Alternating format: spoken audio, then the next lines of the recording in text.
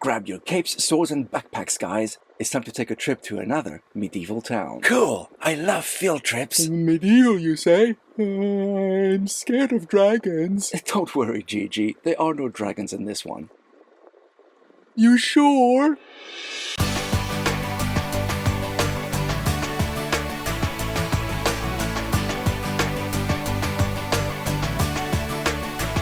My name is Martin. I'm from Oxford, Netherlands originally, but I live in Oxford. I've been building Lego probably all my life. I am here with my little medieval town, I guess. I'm just going to give you a little tour because there's a lot of detail here that I'd like to show you. So this was the original build, a little 16 by 32 base plate with a little hovel, some chickens. You know, I wanted to do a little rural scene and then decided, well, a mountain could be cool. So, you know, how do we go up from here? So this one here is what you started with? Yes, just this little section. What's green there, essentially? Exactly. And then this, I built this next. So it started out as, I just want a cool hill and who knows. And then I decided, you know what would be cool? To put a big ass house on top.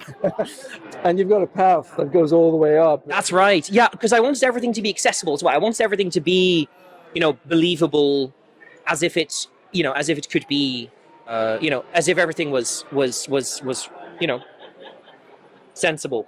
Yeah. How do I phrase this? Like, you know, real life, realistic. Yes. Let's say. So yeah, so everything is accessible. You know, the little guard tower here, which is one of the last things I built actually, has some stairs on the side. Oh, I see. One of my great joys, which I'll highlight here, is making little birds' nests. And I know that an official Lego set has done this as well. But I did this first. It is a beard, yes. There's another one here, which is a fur collar from the penguin, I think, originally. This one is an upside-down Friends hairpiece. I've got another one. Oh, yes. Those two are the are beard pieces as well. And this one is too. It's from one of the dwarves, I think, from the Hobbit sets. It's remarkable how well that works, though. It does, doesn't it? Yes. Which is probably why Lego does it too. But yeah, it's a good technique, and I just love the bird piece. It's just, I mean, look at it. Oops. I mean, look at this little cutie. If you can get it in focus. Yeah, just about. Yeah. So it's just such a wonderful piece. So anyway, yeah. So what else is here? Obviously, we've got the market. Lots of little different stalls. There's a sort of map and scroll, like adventure shop. There's the weapon and armor stand. There's the cheese stand. There's a satchel shop. Who knows what this strange man with his 3 cups, you know, sells? We may never know. There's a potion seller there, and then the exotic rug man. He may be my favorite minifigure in this entire build. Oh, that's taken from Dreams, isn't it? It's the grandmother from I forget her name, from Dreams, with Sam Sinister's head. It just works. It just works. So yeah, try to make a willow. It turns out trees are really hard to make organic in Lego, but I'm happy with the results. It looks a bit like the Whomping Willow from Harry Potter. Yeah, exactly. I wish I had those whip pieces, because those would, I think they're smoother. Obviously, they would work better. But I only had these. But you know, works with what I got. And you got stuff going on inside the building. Yes, that's right. Yes. So we've got the jester shop here, with all the latest technology in clowning. I don't know why that came to me, but it became a thing.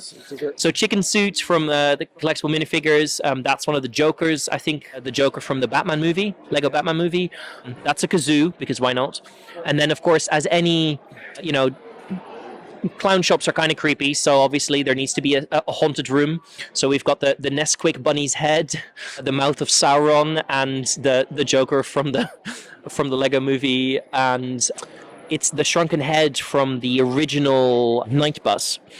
Oh yeah. Yeah, so just a few cursed things in there, and then we've got the inn here, which is the sort of the final bit that I did, which I think I'm most proud of. Like, just the density of getting everything in, the detail here on a spilled drink, the basement here. I don't know how well you can see it, but just the storage space basically, and then My favorite little cute detail is that 4 kittens fit side by side in a chest. So almost as if it was designed for that to happen. I know. I want to believe. So that's the inn, and then around the side here we've got just some more, like a little pond there. I loved using the translucent pieces for water and just the layers. Well, I like the layers you've done to the pavement, essentially. Thank you. Yeah. Very complex. Basically it's just building on what Lego already does with their paths. Just using lots of different kind of textures, different kind of layers, building in depth makes it just look nice. And then this is the blacksmith. These old shields are from the Viking series. Yeah, I thought that was a Viking house. Yeah. Can you see what's going on inside this? You certainly can, because everything comes off. So you've got, I'll show you that for the nicer angle. You've got the little, like the bedroom there, the quilted bed. And then down here, you've got the blacksmith proper. And a cellar as well. Let's see if you can kind of see it. And there's a light brick there for the forge. Oh, yeah. And then a little cargo lift, which occasionally works. Not my best build. But anyway, the idea is there. I may fix it at some point. But yeah, that's really the joy for me of building these kinds of things, right? Having, putting in as much detail as I can, telling these little stories that emerge organically as I build. I don't do anything digitally. I just start by putting bricks together. And you just build. And I just build, and then I come across, I build a little bench, and then I have some minifigures, and a random bouquet build from a friend's set, and a little bottle, and suddenly you have 2 minifigs on a date. Right, you have the little story. That's what I do it for. So just like here, you've got somebody on the balcony, somebody climbing up the ladder. Yeah, exactly. Oh, and a waterfall. Yes. Yeah, that's a fun one. Yeah, the waterfall was tricky, but it's a mixture of the energy power blast pieces and just white and translucent parts. I needed a source of water for the water wheel, and I thought, why not do something like that? So yeah, and then just some plant detail for the Dark Souls fans. I should have put in a red light brick there, but you can just about see the bonfire there. That's a little Easter egg. And then and this is the biggest building of the lot. It is, yeah. So it's like a mansion kind of fancy building. Again, like accessibility, these stairs are needlessly complex to fit into this space, but I wanted there to be access to this space. So so that's why that's there. Okay, I am gonna do the tricky thing and take this off so that you can see the stained glass effect better.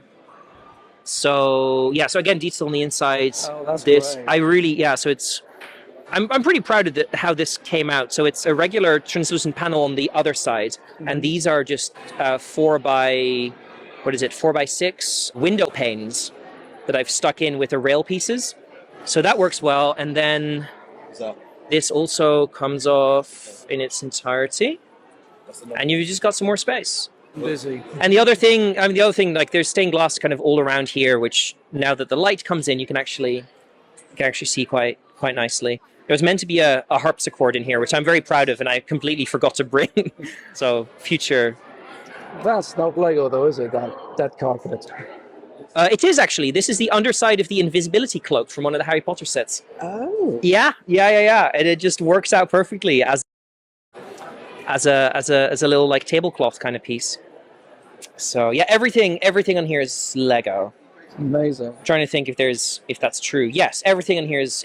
When the light comes through, the stained glass is amazing. It's much nicer, isn't it? And certainly, so this is my first time exhibiting anything ever, and so it's really interesting to me to see everyone. Obviously, I've been to shows before, to see other people's builds, and I've heard from other people's experiences, but being here, experiencing like what it's like to exhibit. I mean, it's really exciting. I've had lots of really positive feedback.